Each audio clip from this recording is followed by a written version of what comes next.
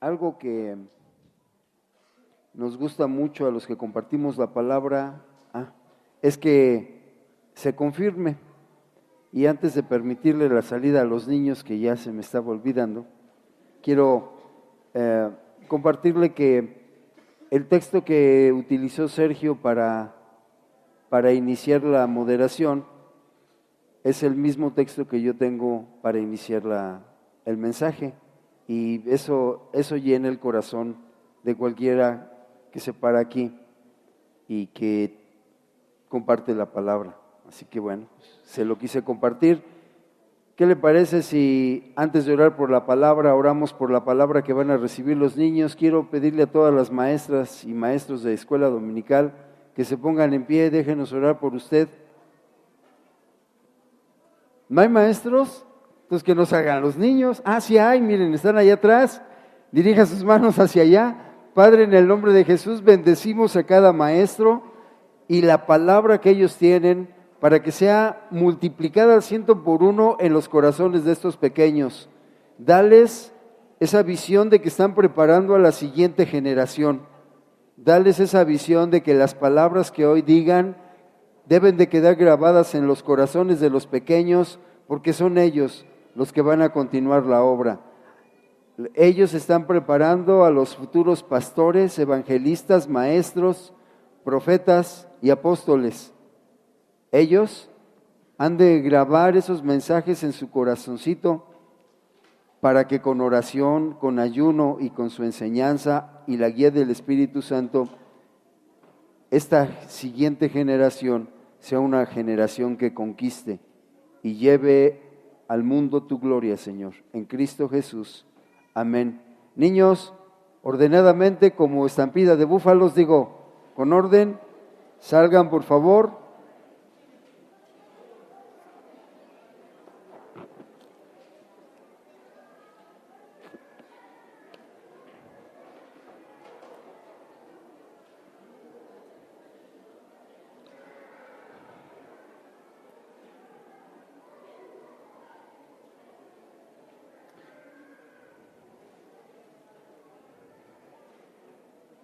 Y mientras salen nuestros niños, yo le invito a que usted y yo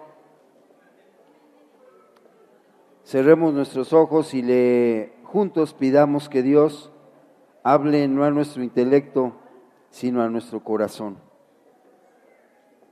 Amado Dios, independientemente de quién se ponga en este micrófono, tú utilizas no al que se pone, sino a tu palabra para llevar hasta lo más profundo de nuestros corazones tu verdad. Y lo haces porque quieres bendecirnos, porque estás interesado por nuestra salvación, porque no quieres que ninguno de nosotros se pierda, sino que acceda a la vida eterna. Por eso yo quiero pedirte en el nombre de Jesús que me utilices simplemente como un conducto de bendición, que mis palabras no salgan de mi corazón, sino del tuyo, y que impactes a los corazones de todos los que estamos aquí.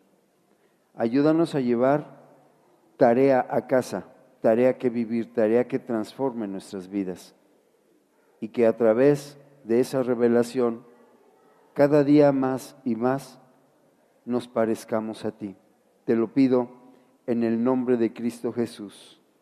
Amén. Vaya a Lucas, por favor, capítulo 9, versículo 20. Lucas 9, 20.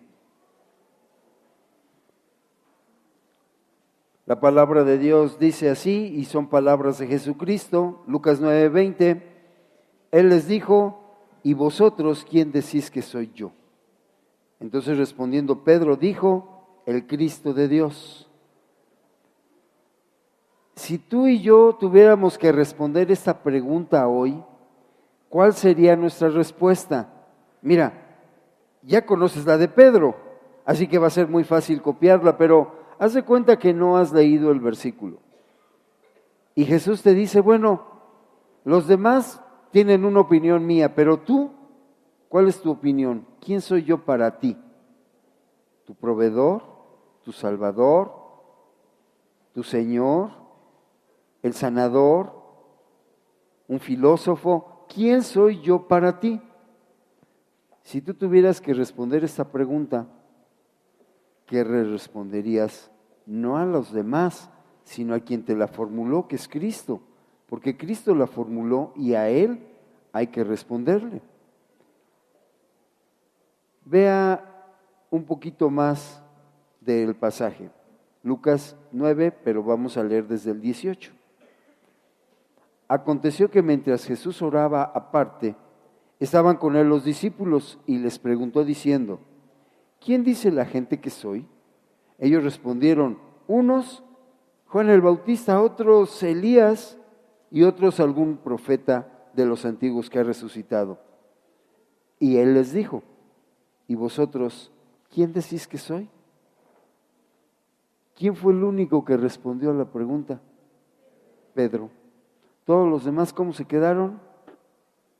Callados. ¿Y sabe por qué? Porque ellos bien sabían que todo lo que dijeran, Dios sí, o en este caso Jesús, sí lo iba a tomar en cuenta, sí lo iba a tomar en serio. Y hay preguntas que hay que reflexionar antes de responderlo. Ahora, ¿por qué creen que el Señor Jesús hizo esta pregunta a sus discípulos? Yo no creo que el Señor Jesús estuviera pasando por una crisis de identidad. Es que necesito ubicarme, tengo una crisis de identidad y no sé quién soy. Yo no creo que Él estuviera pasando por un momento así. Yo tampoco creo que Jesús hizo esta pregunta para sentirse aceptado.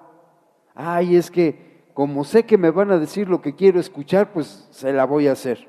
Porque muchos de nosotros, al responder las preguntas del Señor, siempre le respondemos con cosas que sabemos le gustaría escuchar. Aquí en la alabanza es muy fácil decir, Señor, tú eres santo, digno de ser alabado, te alabamos, te glorificamos, todas esas cosas que sabemos que a Dios le gusta escuchar. Pero no le decimos, Señor, te alabo porque yo soy un desobediente y no te hice caso en la semana, ¿verdad? Te alabo porque no me gusta escuchar tu voz, por eso no leo la palabra.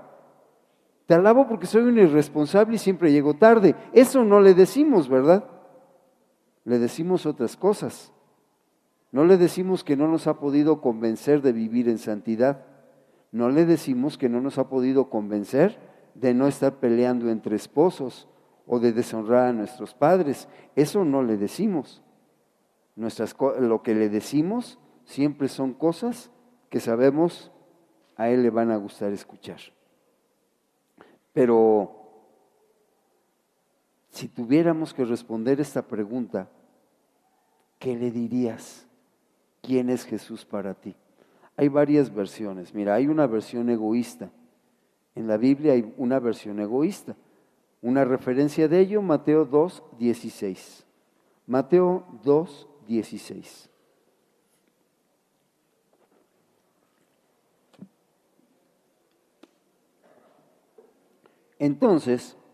Herodes entonces, cuando se vio burlado por los magos, se enojó mucho y mandó matar a todos los niños menores de 2 años que había en Belén y a todos sus alrededores. Y bueno, no se escandalice, Herodes sigue matando niños, nada más que ahora los mata antes de nacer, pero bueno. Y a todos sus alrededores, conforme al tiempo que había inquirido de los magos. ¿Quién era Jesús para Herodes? Un enemigo político. Si ese niño nacía, si ese príncipe nacía, si era verdad la profecía, le iban a quitar el trabajo a Herodes. Y Herodes estaba muy contento y muy a gusto con ser el jefe. Así que el nacimiento de ese niño en ese pesebre de Belén significaba peligro para el reino de Herodes. Jesús, por lo tanto, era un enemigo político de Herodes y lo mandó matar pero como no sabía ni dónde estaba ni quién era, pues para no errarle mandó matar a todos los niños menores de 2 años. Qué terrible, pero sucedió. Ahora, hay otra visión que se tiene de Jesús. Herodes pudo haber respondido: Jesús es mi enemigo político. Mateo 12:24, vea otra visión de quién es Jesús, otra respuesta a esta pregunta. Mateo 12:24, mas los fariseos al oírlo decían: este no echa fuera demonios, no echa fuera los demonios, sino por Belcebú, príncipe de los demonios. ¿Quién era Jesús para los fariseos? Un enviado de Satanás mismo. Jesús estaba liberando y dijeron: no, este no puede hacer eso. Lo hace porque Satanás está con él y por eso los echa fuera. Porque Jesús implicaba todo lo contrario de los fariseos. Los fariseos se sentían tan incómodos con la presencia de Jesús porque Jesús reflejaba la santidad y ellos la perversidad. Jesús sí vivía la palabra y ellos no vivían la palabra. Simplemente se paraban a decir a los demás lo que la Biblia o lo que en ese caso el Pentateuco decía para el pueblo, pero ellos no lo vivían o lo vivían parcialmente. Y para muchos, Jesús puede ser, en esta época incluso, un enviado de Satanás. Otra respuesta a la pregunta, Mateo 26, del 14 al 16. Mateo capítulo 26, del 14 al 16.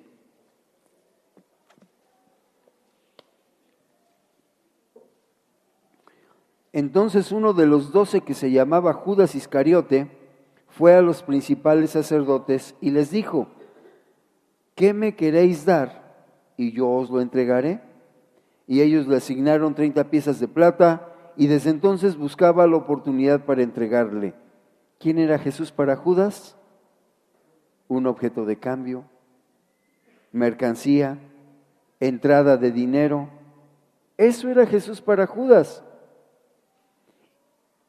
Y estas mismas respuestas son las que pudieran dar con sinceridad muchos. Para muchos, Jesús, religiosamente hablando, es una entrada de dinero, es un magnífico negocio. Eso pasaba entonces, pasa hoy. Otro ejemplo de otra respuesta. Mateo 16, del 13 al 14. Estamos respondiendo con la Biblia las distintas visiones que se tienen de Jesús.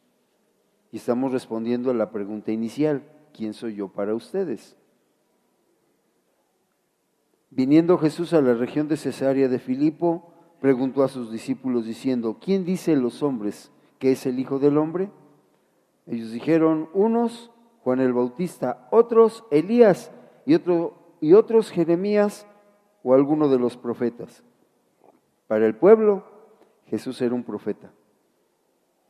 Un profeta al cual trataban exactamente igual que habían tratado a todos los demás profetas.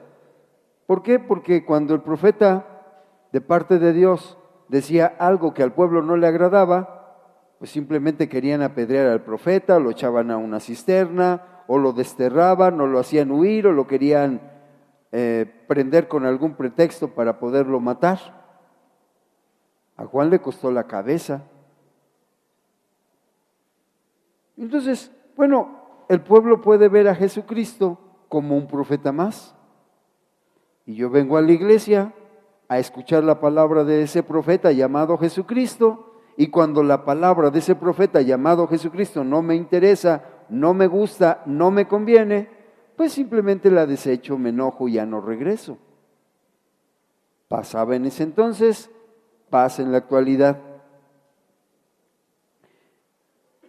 Job capítulo 19, versículos 25 y 26. ¿quién era Jesús para Job? Y uno puede de ustedes levantar la mano y decir, estás mal, hermano. En tiempos de Job, Jesús no había nacido. Toda la Biblia, todo el Antiguo Testamento habla de Jesucristo y se cree que el libro de Job fue el primer libro que se escribió de la Biblia antes que Génesis. Y Job, siglos antes de su nacimiento, vea lo que decía. ¿Quién es Jesús para Job? Yo sé que mi Redentor vive y al fin se levantará sobre el polvo y después de deshecha esta mi carne o esta mi piel, en mi carne he de ver a Dios. Siglos antes, una visión profética de un hombre conforme al corazón de Dios, que supo mirar a Jesucristo antes siquiera que naciera.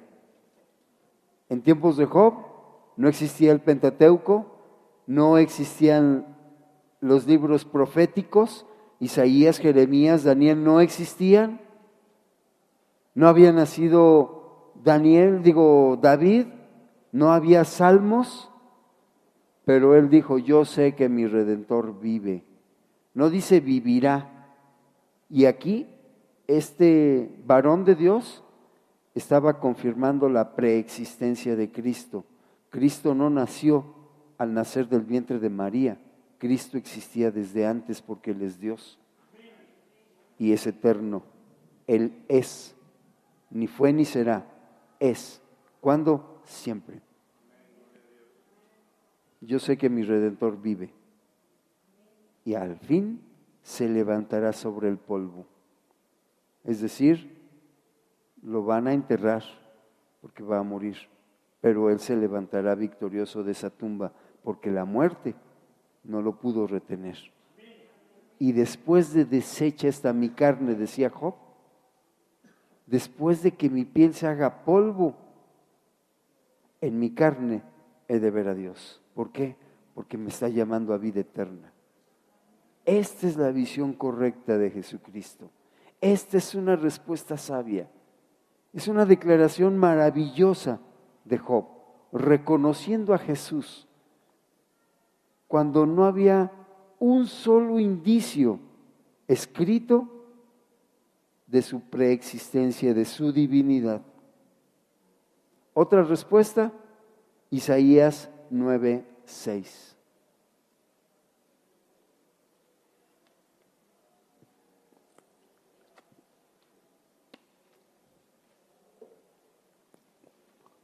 Porque un niño nos es nacido, hijo nos es dado, y el principado sobre su hombro, y se llamará su nombre admirable, consejero, Dios fuerte, Padre eterno, príncipe de paz. Esta es otra visión, una visión profética de lo que el Señor Jesús iba a hacer en la vida de cada uno de los que le aceptaran como Señor de su vida. Su nombre es admirable y es un consejero, es un Dios fuerte, es nuestro Padre eterno, es príncipe de paz. Se dice bien y decimos amén. Pero este texto no está para aprenderlo de memoria, sino para vivirlo en el corazón.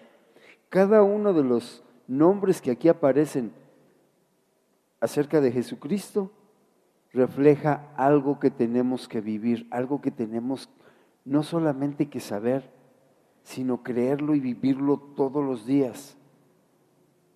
¿Qué es alguien admirable? Alguien digno de ver, alguien digno de estar cerca de Él, alguien digno de seguir, porque es algo que se admira, que sobresale de entre todos los demás. Pero ¿cuántas veces a nuestro admirable Dios lo hemos hecho a un lado por la admirable televisión? Bueno, yo sé que aquí no, pero en otras iglesias que conozco. Y aparte de admirable, dice que es consejero. ¿Y cuántas veces le hacemos más caso al horóscopo que a la palabra de Dios? ¿Cuántas veces le hacemos más caso al consejero del teléfono que no tiene ni la más remota idea de lo que está diciendo y no somos capaces de ir a la palabra de Dios y preguntarle qué al Señor.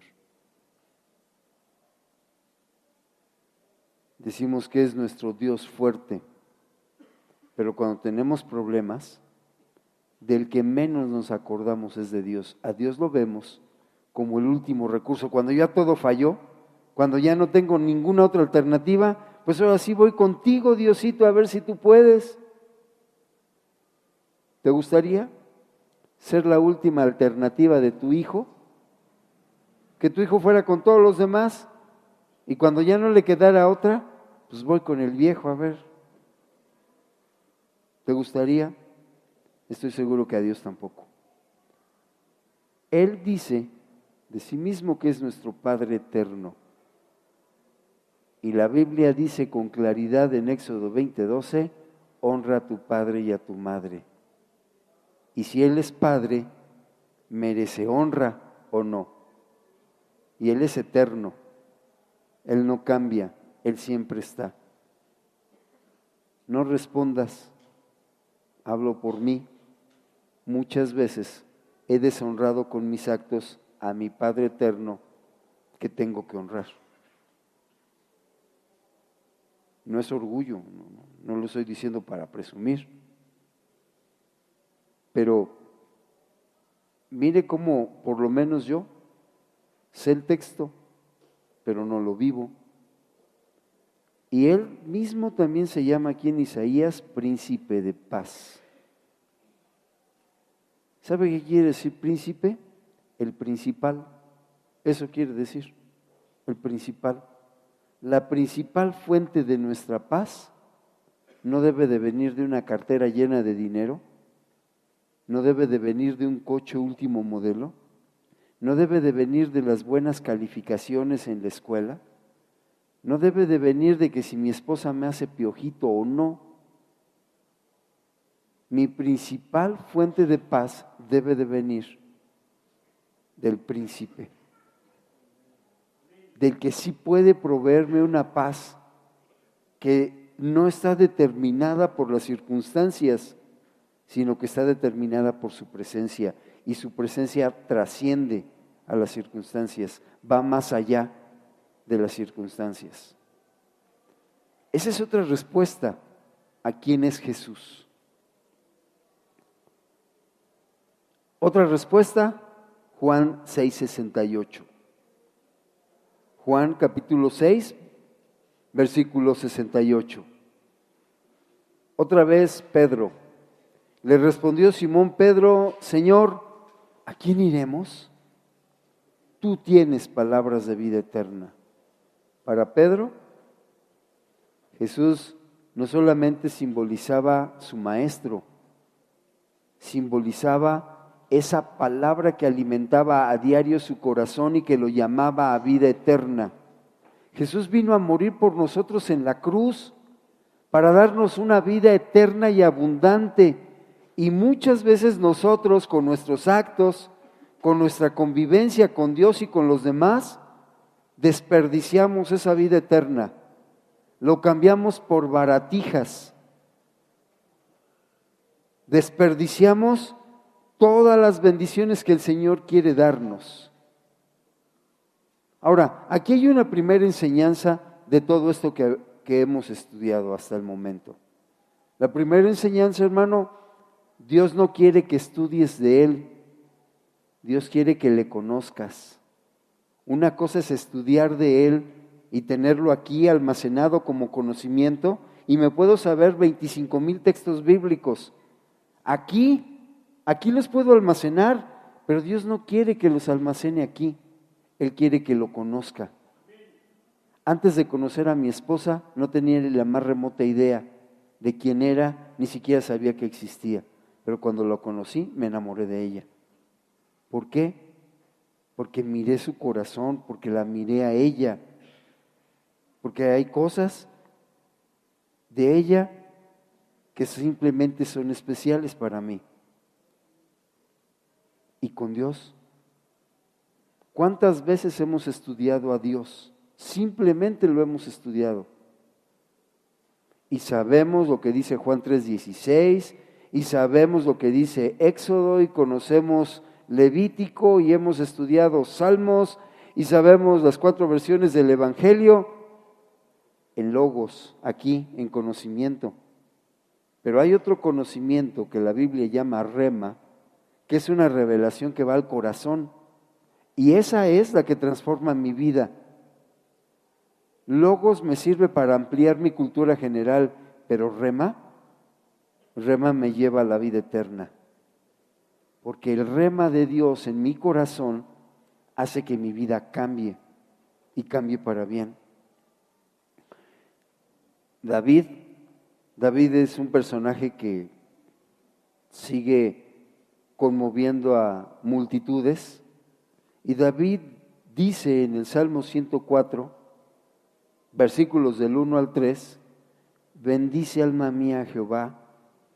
Jehová Dios mío, mucho te has engrandecido, te has vestido de gloria y de magnificencia. Él que se cubre de luz como de vestidura, que extiende los cielos como una cortina, que establece sus aposentos entre aguas, el que pone las nubes en su corazón, por su carroza, él que anda sobre las alas del viento. Vea estas palabras. Estas palabras reflejan un profundo conocimiento de quién es Dios, pero un profundo conocimiento de quién es Dios en el corazón, no en la mente. Y ese conocimiento de Dios viene no por estudiarlo solamente, sino por convivir con Él. Muchas veces rechazamos la convivencia con Dios porque no tenemos tiempo. Bueno, aquí nadie lo ha dicho, pero en otras iglesias lo dicen.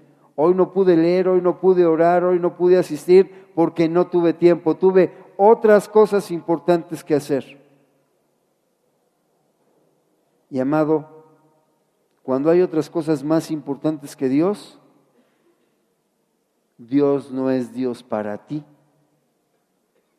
Dios será un proveedor o alguna otra cosa, pero cuando Dios es algo importante para ti, tú no lo cambias por algo más importante. Una vez Gonzalo Vega nos dijo, ante una pregunta en un curso, bueno, a ver, es día de reposo y llega mi mamá que no la he visto en 25 años. Ni modo que vaya a la iglesia. ¿O tú qué harías, Gonzalo?, le preguntaron. ¿Sabe qué respondió este varón sabio? Le digo a mi mamá, te invito a la iglesia, vamos a convivir con Dios, conoce al Dios que yo conozco. ¿No quieres? Aquí están las llaves de la casa. Es tu casa, puedes hacer lo que gustes. Cuando regrese de la iglesia, podemos convivir, platicar, comer, ir a donde tú quieras. Pero primero, tengo una cita con la persona más importante para mí. ¿Y cuántos de nosotros hemos dicho, no, yo no voy a la iglesia hoy porque vino mi compadre, estamos platicando del fútbol, ni modo que deje esta plática tan importante? Hoy no vengo a la iglesia, tengo un negocio muy importante que hacer. Hoy no vengo a la iglesia, estoy muy cansado. Es que tú no sabes cuánto trabajé. Sí. Nada más que el Señor, cuando fue a la cruz, no dijo estoy cansado, no dijo tengo un negocio, no dijo tengo que visitar a mi mamá. Él entregó todo en la cruz por ti y por mí. Por lo tanto, yo creo que lo menos que mereces es algo recíproco, ¿no? Primer libro de Reyes, capítulo 17, versículo 1. Primer libro de los Reyes, capítulo 17, versículo 1.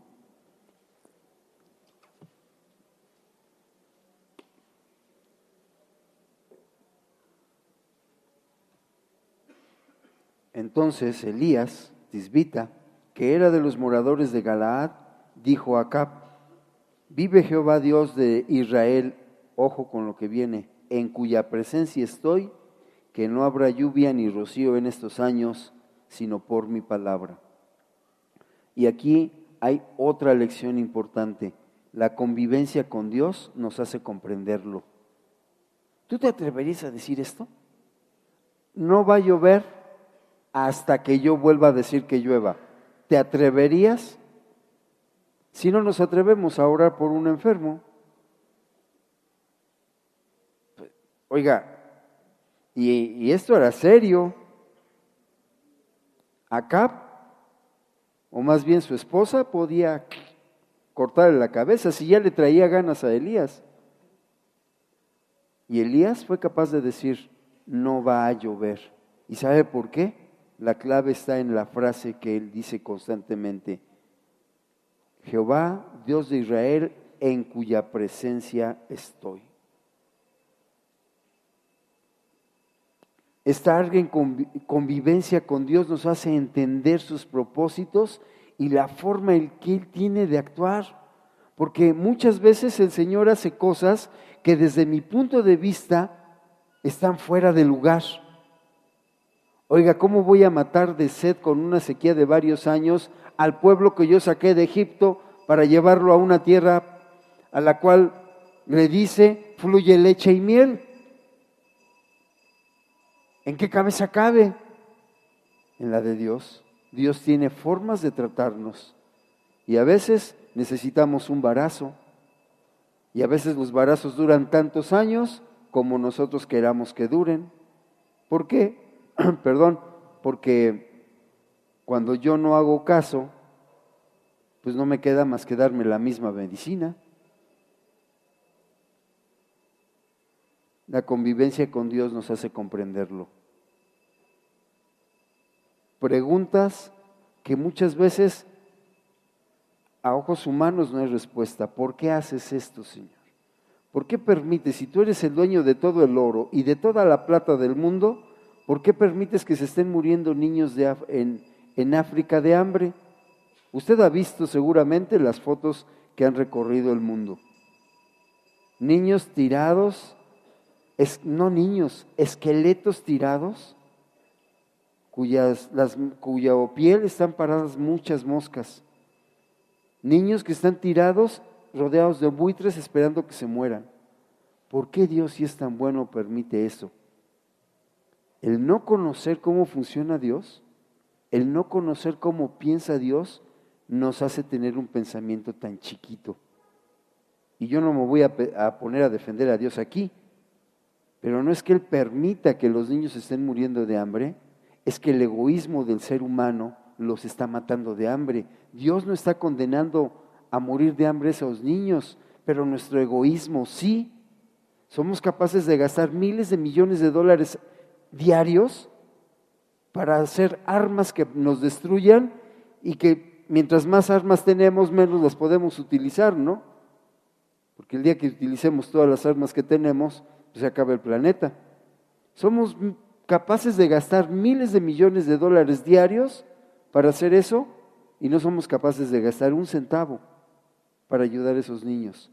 Dígame, ¿quién está matando a los niños? ¿Dios? No, nosotros. Antes era Estados Unidos, ahora México ya ahí la lleva también. Vi una estadística en donde México es el segundo país que desperdicia más comida. Y acabo de ver una invitación a llevar alimento a la Sierra Tarahumara. Pero pues no me gusta el pollo y lo tiro, ¿no? Me sirvieron mucho arroz y lo dejo. Prefiero que se pudra las cosechas a donarla a alguien que pueda ayudar a otro que tiene necesidad. Dígame, ¿quién es el injusto? ¿Dios o nosotros? Nosotros. Es que como hay niños de la calle. No, hermano, los niños de la calle no existen. El hermano Berberian dice que no hay niños de la calle porque la banqueta no se juntó con la otra banqueta y nació un niño. Tienen ombligo, tienen papá y mamá. ¿Por qué están allí en la calle? Porque papá y mamá los abandonaron. ¿Quién es el cruel? ¿Dios o los padres que tiran a los niños a la calle? convivir con Dios nos hace entender de una forma distinta lo que Él está haciendo.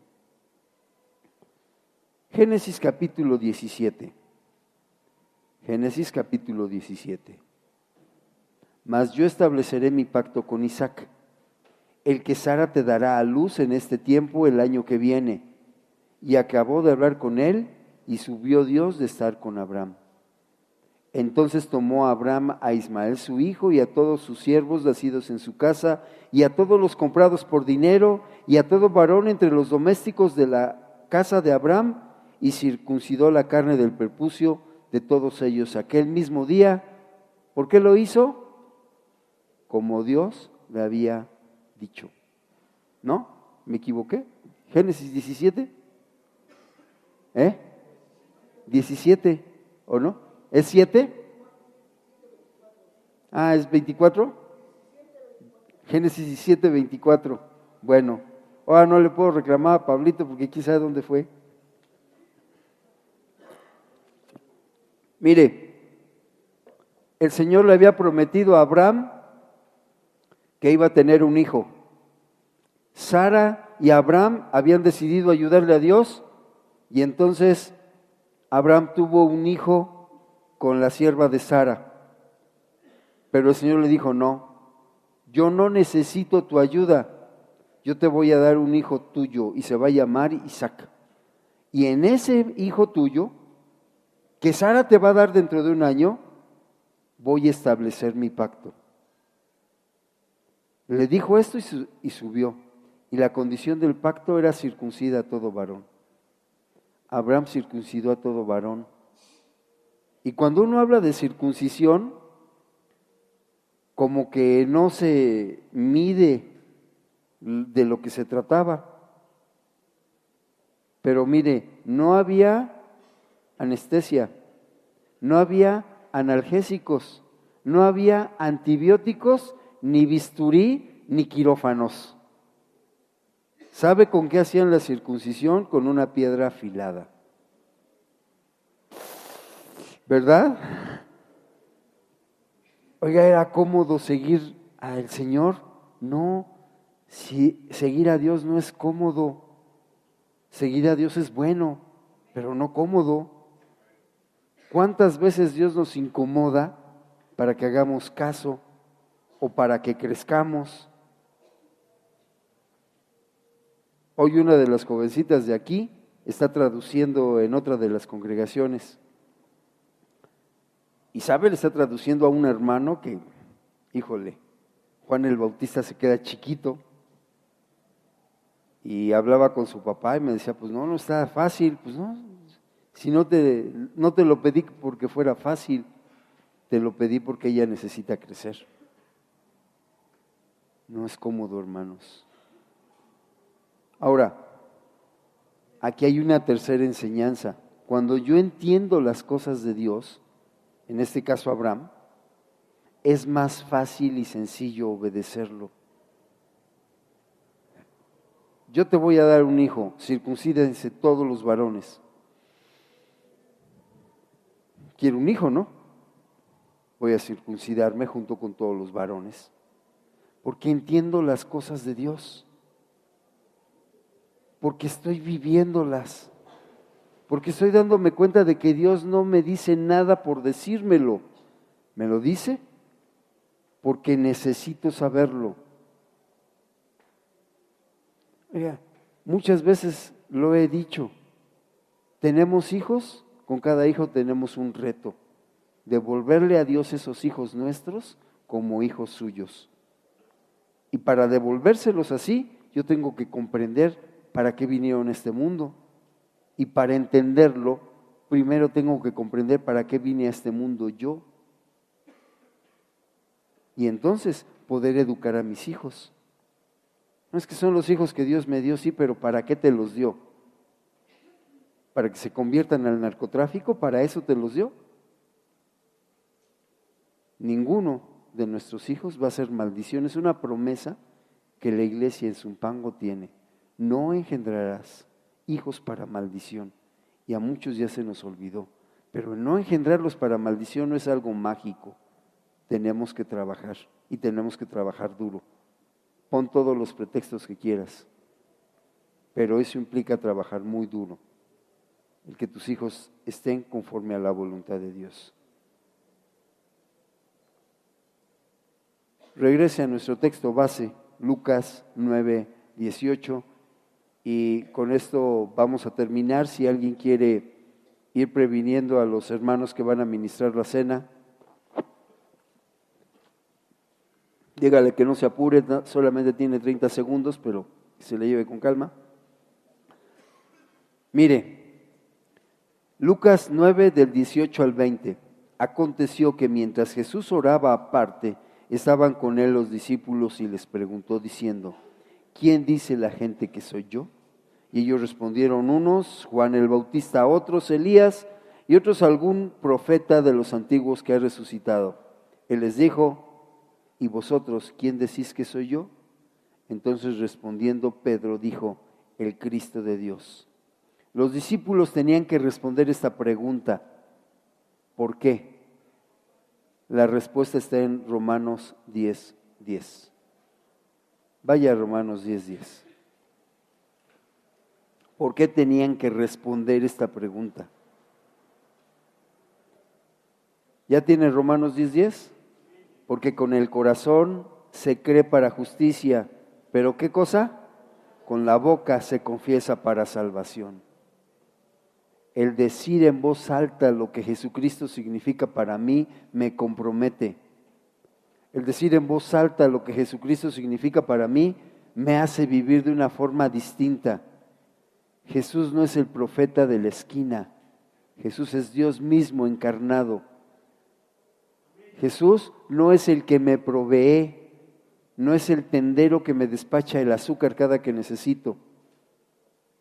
Jesús es el Señor, el Rey de Reyes, el Señor de Señores, el Creador del universo, el que lo sustenta. Es la palabra de Dios en acción, el que me limpia, el que abrió por mí el camino para que yo entrara nuevamente al Padre. Él es Jesús.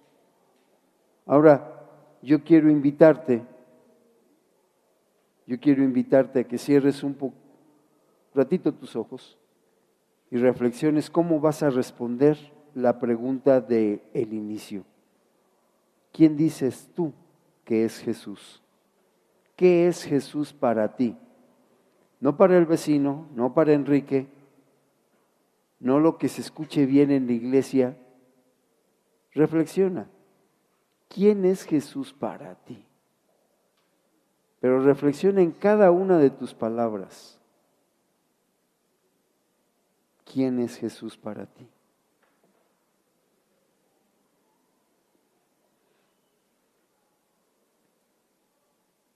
Tómate tiempo. Tómate tiempo.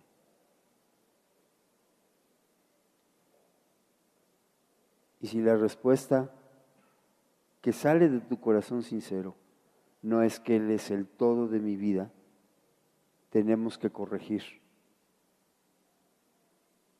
Y yo quiero dejarte con esta reflexión para que sea nuestro hermano Rubén quien a través de la cena del Señor nos lleve a reflexionar un poquito más acerca de esta respuesta y la podamos vivir. Dios les bendiga.